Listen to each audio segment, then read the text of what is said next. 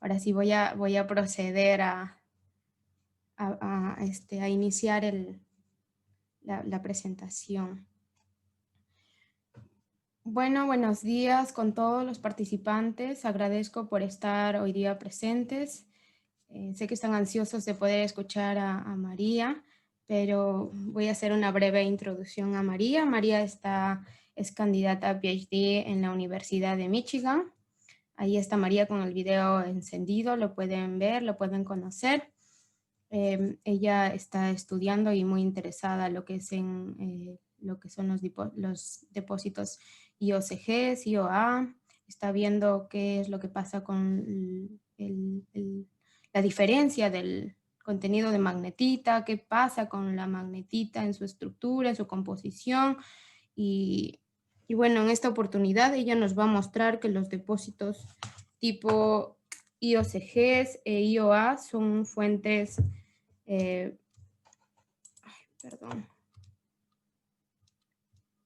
son fuentes principales de fierro, cobre y oro, tierras raras, uranio, plata, cobalto, que son subproductos económicos en algunos depósitos. Los depósitos IOCG e IOA contienen abundantes óxidos de hierro controlados estructuralmente. Bueno, en la franja chilena de hierro, la asociación especial y temporal de IOCG e IOA sugieren una conexión en su origen, en donde magnetitas pobres deprimidas en azufre, cobre y oro son denominantes en depósitos IOA que representan niveles más profundos que las magnetitas ricos en azufre, cobre, oro en los depósitos IOCG. Bueno, María en esta presentación se enfocará en el depósito Candelaria en Chile, mostrará estudios detallados de isótopos de oxígeno y hierro en magnetitas, así como la variación de los elementos traza y el sonamiento a la superficie de este depósito.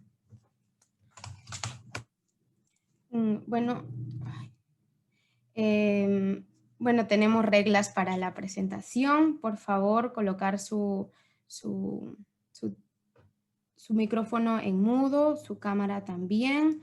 Pueden tomar café ya que están en su casa o pónganse cómodos y no hay que interrumpir a María mientras está ella hablando. Y las preguntas las dejamos para el final, ¿verdad, María? ¿O deseas que te interrumpan en cualquier momento? Depende de ti. Pues se pueden anotar en el chat para tener un récord y al final de la presentación con mucho gusto podemos responderlas. Genial. Entonces, al final de la presentación, y bueno, te doy la bienvenida, María, a esta ronda de conferencias que es parte de OR Deposit Zero to Hero Course, que lo está organizando SouthArm. Bienvenida, el escenario es todo tuyo y bueno, adelante con la presentación.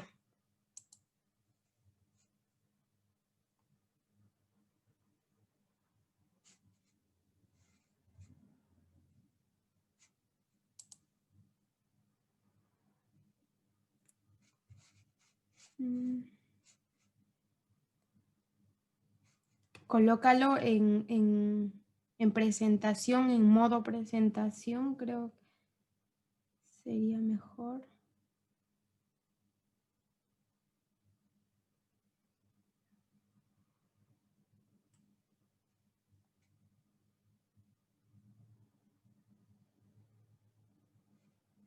Hola.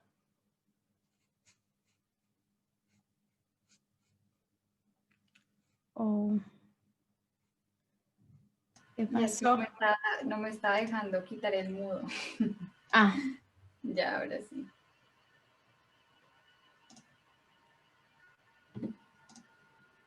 Ya estoy visualizando tu pantalla. Ya, genial. Y ahora sí, María, Okay. te dejo un buen comienzo, un buen final también. Ok, muchas gracias Mireya por la introducción y por la invitación a presentar hoy. Y muchas gracias a todos los participantes. Como ya fue mencionado, el día de hoy voy a hablar sobre la geoquímica de magnetita del depósito Candelaria en Chile. Y yo soy estudiante de doctorado cuarto año en la Universidad de Michigan y trabajo con el profesor Adam Simon. Y este fue mi primer proyecto en el doctorado, el cual está resumido en este paper que fue publicado hace poco en Economic Geology. Si alguien necesita el PDF, por favor, me escribe y con mucho gusto se lo envío. Y ahora, sin más demora, podemos empezar a hablar sobre depósitos tipo Iron Oxide, Copper, Gold, o hierro, cobre, oro, IOCG por sus siglas en inglés. Entonces, en este mapa podemos ver que los depósitos tipo IOCG se encuentran distribuidos a lo largo de todo el mundo y se encuentran también asociados a todo el tiempo geológico, desde los depósitos del Arqueano en Brasil hasta los depósitos más recientes en el margen suramericano, andino. Estos depósitos son importantes, como mencionó Mireya, por su contenido de hierro, cobre y oro, como su nombre indica, pero también por los otros elementos que usualmente se asocian a estos depósitos. Sin embargo, dada esta gran variedad en su distribución espacial y temporal, es muy difícil desarrollar métodos efectivos para su exploración.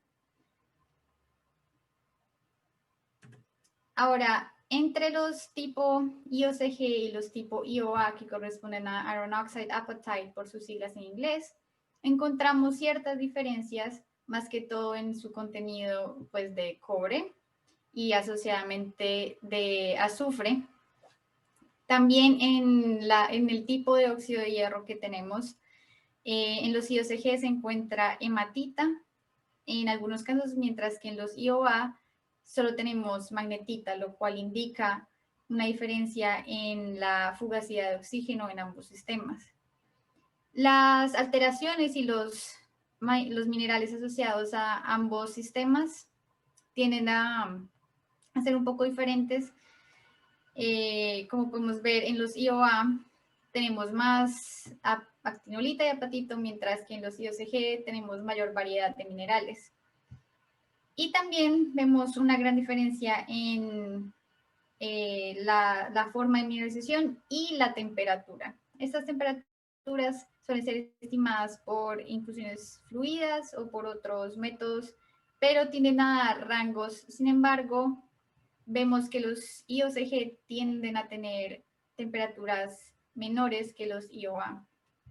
Sin embargo, estos depósitos tienen más similitudes importantes, como es que poseen estos subproductos como tierras raras o cobalto o uranio, pero están completamente dominados por los óxidos de hierro, más que en otros tipos de depósitos. La alteración sódico-cásica representada por albita, más que todo actinolita también, es pervasiva en ambos sistemas.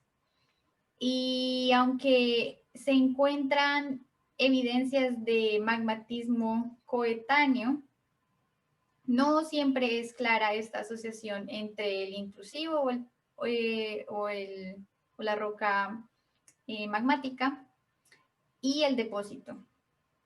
Ambos tipos de depósitos se presentan como venas o como mineralización masiva y tienen un importante control estructural. Ahora, existen diferentes modelos que intentan explicar el origen de estos dos tipos de depósitos de manera independiente. Para los IOCG, hay un consenso de que se forman por procesos hidrotermales, pero existen diferentes hipótesis respecto a qué fluidos son los que generan la mineralización, que sean magmáticos o no magmáticos. Entonces, en este esquema, para simplificar simplemente, tenemos una fuente magmática en la que la primera hipótesis dice que tanto los metales como los fluidos provienen de este magma y simplemente ascienden por medio de fracturas previas y generan la mineralización. Mientras que la otra hipótesis dice que la fuente magmática simplemente provee el calor o la energía necesario para calentar salmueras que no son de origen magmático y son estas las que acarrean los metales y generan la mineralización. Por otro lado, los modelos que explican los IOA se basan, hay muchos modelos, pero me voy a concentrar en dos nada más. Se basan en una fuente mucho más magmática, no invocan la presencia de estas salmueras. Y en este esquema vemos dos de los modelos más prominentes. En la izquierda tenemos el que se ha denominado como Liquid Immiscibility. Y básicamente lo que dice es que una fuente magmática sufre esta separación entre dos componentes. Uno que va a ser un magma rico en hierro, fósforo y agua. Y otra contraparte que va a ser un magma silicatado. Entonces, la hipótesis dice que como este magma rico en hierro va a tener la fase volátil, entonces va a ser menos denso, va a poder ascender y generar la mineralización rica en hierro. Sin embargo, diferentes estudios han demostrado que cuando esta separación de los magmas sucede, la parte volátil, el agua, de hecho, queda en el magma silicatado y no en el magma rico en hierro, lo cual hace bastante difícil que este último realmente ascienda por diferencia de densidad. La segunda hipótesis invoca la formación de microlitos de magnetita. Entonces nos referimos a partículas muy pequeñas de micrones que se adhieren por diferentes fuerzas muy pequeñas a burbujas en el fluido y ascienden formando estos aglomerados de magnetita en fracturas preexistentes. Y luego el resto de este fluido que sigue acarreando hierro precipita formando magnetita hidrotermal. Entonces, este es puramente magmático, este es magmático hidrotermal. Ahora lo que queremos ver es, podemos aplicar este mismo modelo magmático hidrotermal para explicar tanto los IOA como los IOCG.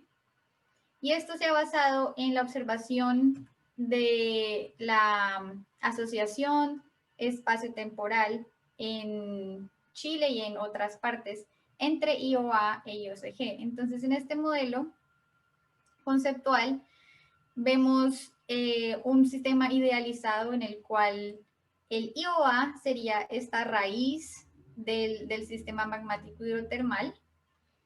Luego tendríamos una zona transicional y por último tendríamos el depósito IOCG. Entonces, ¿qué buscamos nosotros para probar o no la existencia de esto en un sistema real? Veríamos un gradiente de temperatura donde esta parte se habría formado antes, o sea, a mayor temperatura que esta parte. Y esto también se ve evidenciado en la presencia acá de los sulfuros y la ausencia de estos, puesto que los sulfuros precipitan cuando el fluido hidrotermal alcanza una temperatura límite. Entonces aquí no precipitan porque está todavía muy caliente. Ahora, necesitamos una herramienta que esté en todo el sistema para evaluar estas diferencias. Y por eso es que yo me voy a concentrar en la magnetita. Porque la magnetita está en ambos y es ampliamente distribuida en todos los IOCG e IOA a nivel global y es muy abundante dentro del sistema. Adicionalmente, la magnetita, por su estructura, contiene dos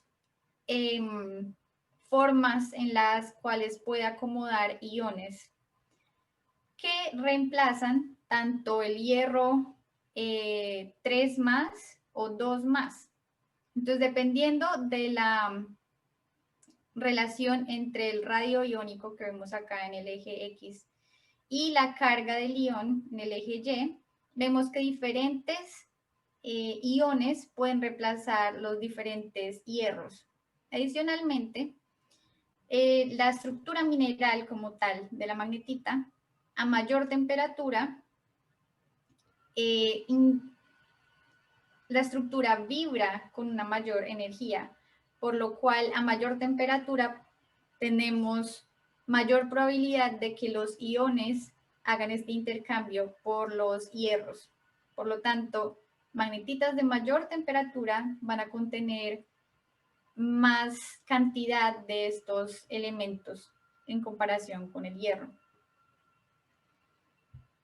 Ahora, los datos que voy a mostrar ahora provienen de dos depósitos, de hecho. Candelaria, que es el depósito IOCG más grande de Chile, y este otro prospecto que se llama 15, que es un IOA. Entonces, la idea es que voy a comparar la magnetita de ambos para ver las similitudes y las diferencias entre ambos. Sin embargo, cabe recalcar que estos dos no están conectados como tal a profundidad, son sistemas independientes. Y ahora, ¿por qué estudiamos la magnetita de esta zona? Bueno, primero por la relación que se ve acá en el mapa entre los dos tipos de depósitos, tanto en espacio como en tiempo. Y adicionalmente, porque estos depósitos, en contraste con los que están en Australia o en Brasil, etcétera, no han sufrido tantos episodios de metamorfismo o deformación, por lo cual es más fácil, entre comillas, ver las signaturas tanto isotópicas como de elementos de una manera más clara. Ahora, 15, muy breve, es un prospecto bastante grande de tipo IOA, es un depósito también rico en vanadio, y la mayoría de la magnetita se encuentra como cuerpos masivos, pero también como venas y stopworks, y tiene una alteración sódico-cálcica predominante. En resumen, es un típico IOA. Ahora, Candelaria, por el otro lado, es un clásico IOCG. Ahí están las reservas para 2017. Y la mineralización está alojada en rocas del Cretácico, más que todo volcanos sedimentarias, que tienen un control litológico en la mineralización. Entonces, acá en naranja, podemos ver que la mineralización rica en cobre se encuentra tanto en mantos como en brechas, y la magnetita igualmente. Entonces vemos esa diferencia entre mineralización. Adicionalmente, también hay un control estructural en Candelaria, como se puede ver acá en la sección. También vemos alteración sódico-cálcica, pero esta está overprinted,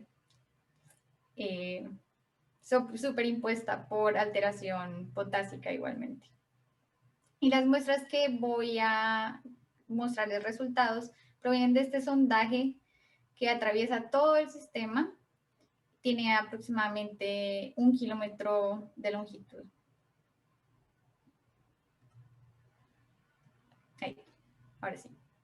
Ahora, los métodos que utilicé fue básicamente una caracterización de las texturas y de los minerales en la sección delgada por medio de microscopio electrónico, de microsonda, y aparte caracterice la magnetita por medio de isótopos de oxígeno y de hierro para entender la fuente de los fluidos y de los metales. Adicionalmente, al combinar todas estas herramientas, podemos hacer algunas interpretaciones sobre la temperatura a la que estos minerales han cristalizado. Entonces, primero voy a mostrar lo que se ve en 15. En 15, que es el IOA, yo encontré 3 tipos de texturas. Entonces, la textura C, que es como la que salta a la vista, es esta magnetita que tiene exsoluciones de ilmenita.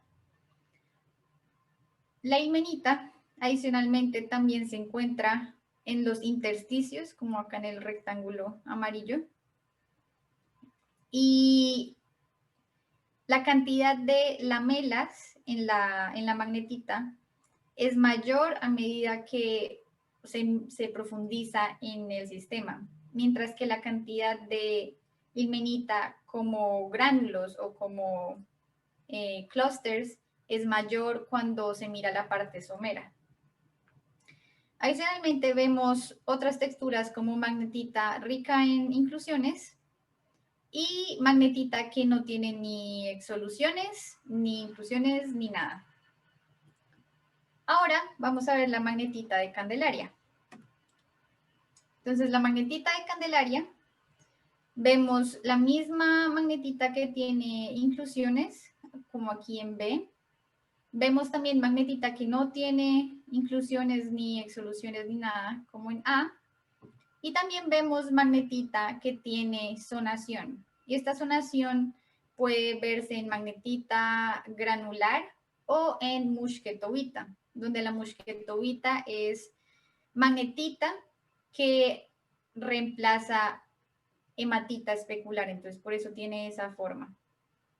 Ahora también cabe mencionar que en Candelaria, en la parte profunda, también hay ilmenita, pero como gránulos, no como en solución. Entonces, para visualizar la química mineral asociada a estos diferentes magnetitas, voy a utilizar este diagrama que fue desarrollado por estos autores, en el cual se utiliza la concentración de titanio y vanadio, acá en el eje X, y la concentración de aluminio y manganeso, en el eje Y, para diferenciar magnetita de diferentes depósitos.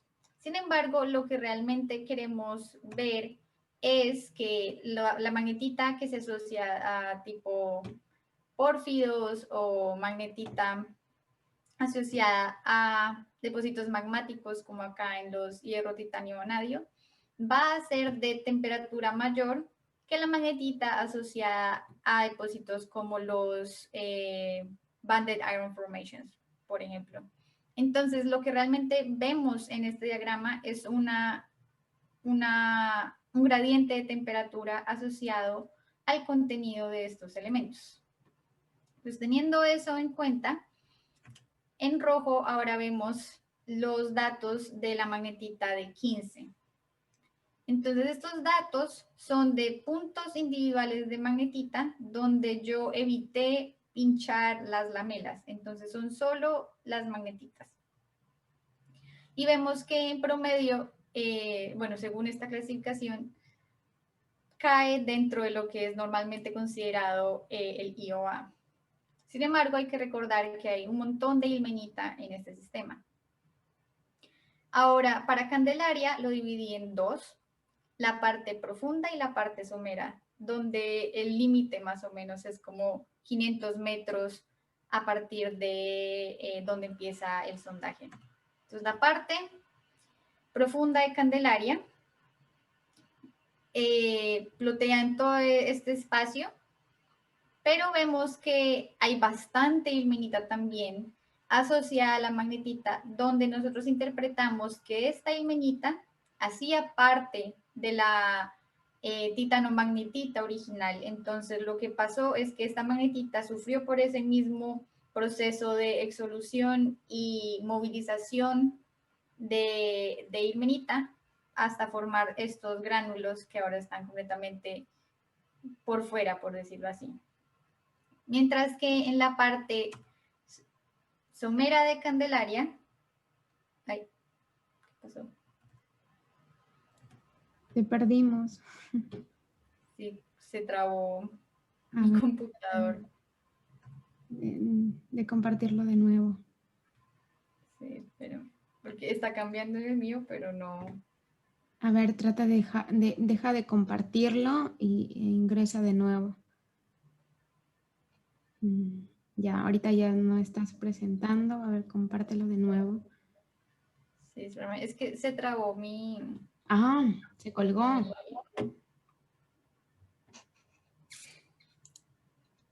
Se trabó mi PowerPoint. Ya volvió. Qué pena. Esto siempre hay algo que sucede. Interesante. Pausa. El break. Este es el break. Justo media hora. No me deja presentar.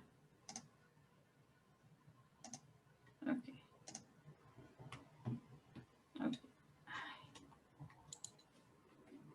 No me deja ponerla en pantalla completa. Oh, ay, pero bueno. Tampoco estoy visualizando todavía ahora. A ver, ya estás presentando. Sí, pero no me deja ponerla en pantalla completa, entonces pues voy a seguirla en este tamaño. Sí, creo que sí está bien porque sí está grande. Ok. Disculpas, siempre hay problemas técnicos. Pero ok, entonces en la parte somera de Candelaria no vemos ilmenita, pero vemos todas estas zonaciones, entonces por eso tenemos esa distribución como más amplia de concentración de elementos. Entonces, cuando visualizamos todo eso en conjunto, realmente no es muy clara la relación entre los diferentes depósitos o las partes de los depósitos. Sin embargo, la ilmenita, que era parte de la magnetita, se va a llevar pues todo un montón del titanio, pero también parte de este vanadio, aluminio y manganeso de la magnetita. Entonces, para entender cuál era la composición original de esa magnetita, tenemos que reintegrar los valores de estos elementos de la ilmenita otra vez en la magnetita. Entonces lo que hice fue tomar también puntos de elementos o de concentraciones en la ilmenita y luego por medio de análisis de imágenes reintegrar la porción de ilmenita con esa concentración en lo que era la magnetita. Entonces, es un proceso de normalización, digamos, del área con las diferentes concentraciones y las diferentes proporciones de los minerales para entender cuál era la composición original de la magnetita. Entonces, cuando hago eso, ahora los datos plotean de esta forma. Entonces, lo que eran antes todos los puntos rojos y verdes oscuros, que eran de 15 y de la parte profunda de Candelaria, lo que hice fue en las crucecitas está el promedio de la magnetita después de exsolución.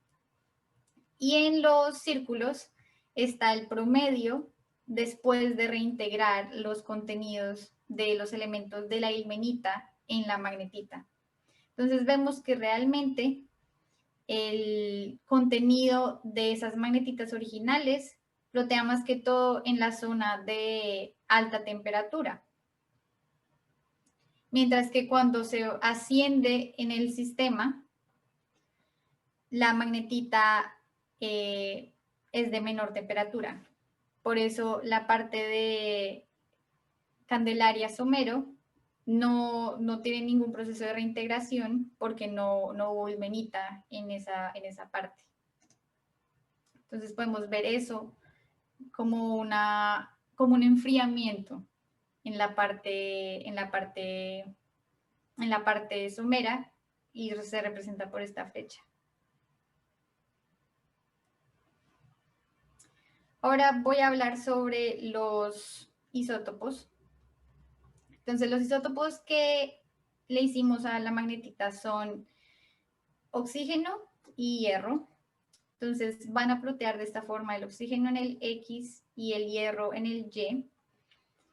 Y lo que se ha hecho con anterioridad es que muchas personas antes han medido estos isótopos para diferentes magnetitas, tanto de depósitos como tal, como de rocas ígneas.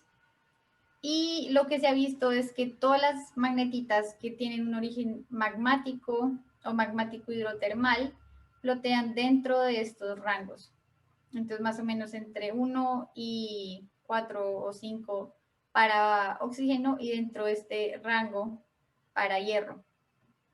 Entonces, cuando yo amplío esa cajita naranja y ploteo los datos de 15 y de Candelaria, vemos que casi todos los datos plotean dentro de esos rangos, lo que significa que las magnetitas tanto de Candelaria como de 15 tienen esa huella de ser magmático o magmático hidrotermales de alta temperatura que corroboran lo que encontramos con los contenidos de elementos traza y digamos que refutan la incursión de estos otros fluidos externos como salmueras, porque de ser así tendríamos los isótopos por fuera de estos rangos.